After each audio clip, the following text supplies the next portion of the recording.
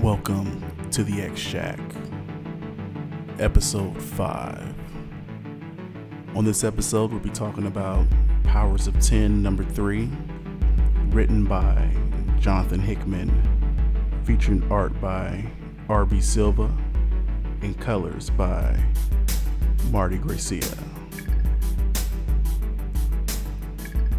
Warning, spoilers are ahead.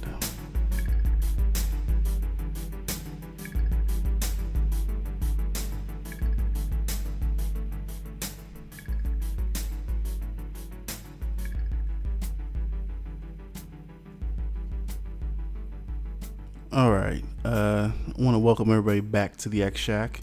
This is going to be a very short episode, just because this picks off of what happened, picks up after what happened in the last issue of Powers of 10, and it's pretty much straight to the point. There are some new tidbits of information given in this issue, but for the most part, it's pretty straightforward. Well, first thing we find out is that humanity seems to have willingly given up its humanity by teaming up with the Sentinels. Now, that definitely seems like a logical conclusion, considering that they are working with, for all intent and purposes, the Sentinels, led by Nimrod.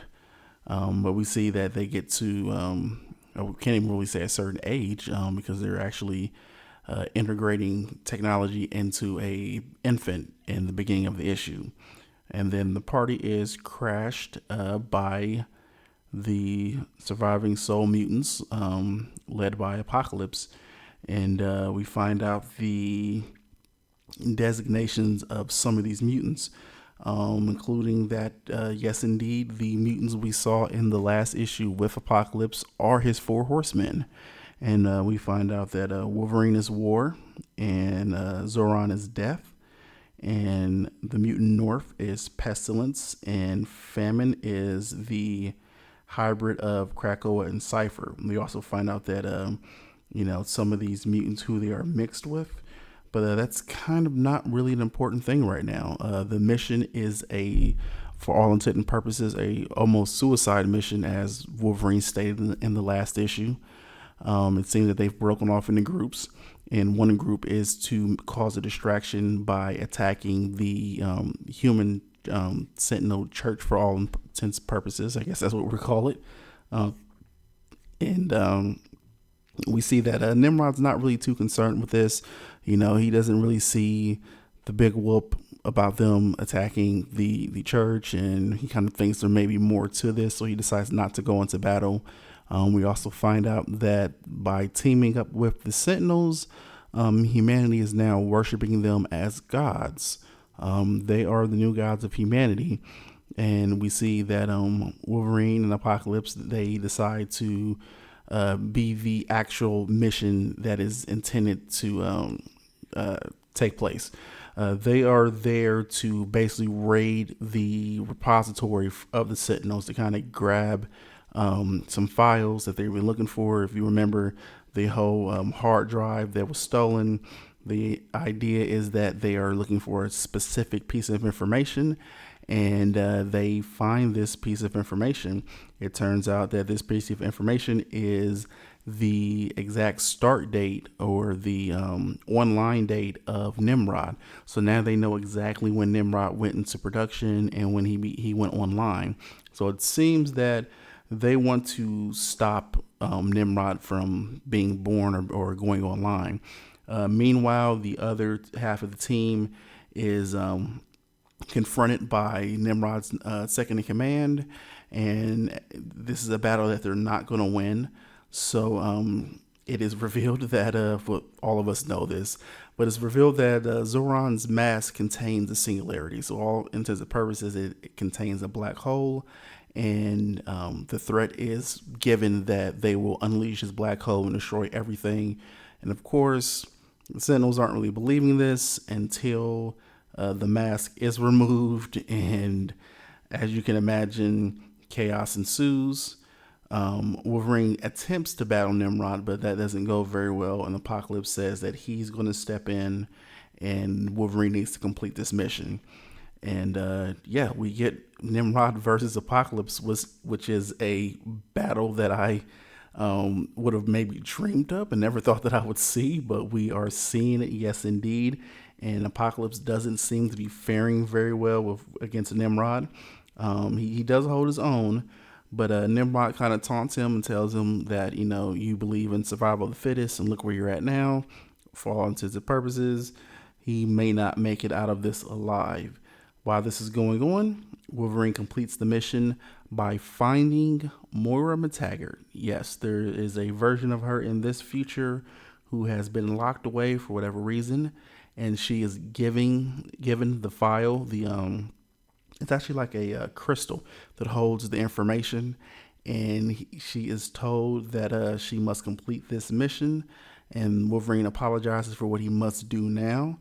And of course, if you've been reading along or you've been following along with these episodes, then you know Moira's mutant ability is to be reincarnated. But in order for that to happen, she must die. So we end the issue with Wolverine giving her a nice quick stab through the chest. And then the remainder is just backup material, continuing the timeline of Moira McTaggart. We find out that I believe this life of hers that she was on was the ninth life. So this was the ninth life of Moira. So as you know, the one that we've been dealing with is the theoretical 11th life, I believe, or the 10th life. Yeah, life 10 is the one that we're dealing with. So this is the life that was right before her coming back and revealing to Charles that she's a mutant, bringing us to the current events of the previous issue where Professor X's team, led by Cyclops, is getting ready to go on a mission to stop, which I guess we know now is the birth of this new Nimrod. Pretty straightforward issue. A little bit of revelations here. Like I said, the biggest revelation was the mission that Apocalypse's horsemen went on. And the secondary bit of information was basically who some of these mutants are mixed with, even though we've already kind of known. So yet again, continuing a very good trend for these X books. We're ramping up the action. We're ramping up the story. We're getting really into the meat of what's been going on, or what's possibly going to happen, or what is the foundation for what's going on in house right now. So now we need to see what happens in the next issue. I'm assuming that now we're going to go to the mission to stop Nimrod from coming online, which this seems to be leading right into. And I think that we are still moving and chugging along pretty good. This has been a very, very, very good story so far. And I know that I'm enjoying it. I like to talk X-Men, and this is giving me a reason to talk about the X-Men. But this is really a fun story so far. It's interesting to see some of the characters that are appearing. I know that you've heard me a couple times mention the fact that I originally thought that Groot may have been a part of the mutant team, but we find out that no, it is not Groot.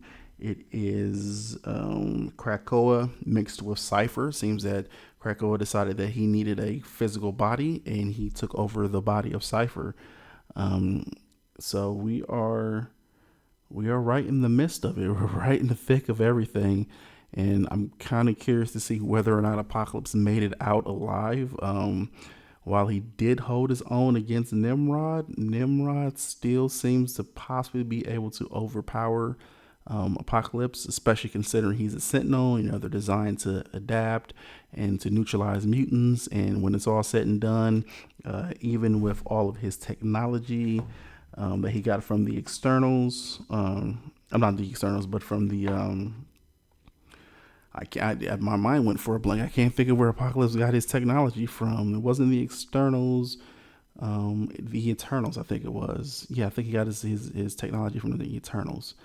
But even with all of that, he still seems to not be able to overpower Nimrod. And now we need to see where this story carries on from here. Like I said, this was going to be a pretty short episode. We needed to get right into Powers. Last week, Powers came out, so another Powers came out this week, and we are still chugging along with the story. Want to continue to thank everyone who's listening to this and enjoying this. I really appreciate the support and appreciate that there are still a group of people out there who would like to hear about the X-Men. I want to also say that I appreciate everything that you guys do and appreciate you guys taking the time to listen to each one of these episodes. I really love the X-Men, and I love the opportunity to sit here in the X Shack and talk about the X-Men. I would just say, the usual: like, share, subscribe. If you want to, leave your thoughts, opinions, or even your theories on what may be happening or what's going to happen when this event is over and we get into the main X books. We've got to look at some of the teams, and it's been pretty interesting. Now, for the purposes of the way that this is set up, I do not use the cipher for the show to try to decode what's going on. I still want a little bit of mystery there. Maybe when this is said and done, I'll go back and look at all the ciphers and decode all the messages and see how much of it was basically given to us. But for those who don't know, there is a cipher for the Krakoan language, so you can decipher a lot of the symbols that you see inside these X books. But yeah, until next time, I will see everybody later.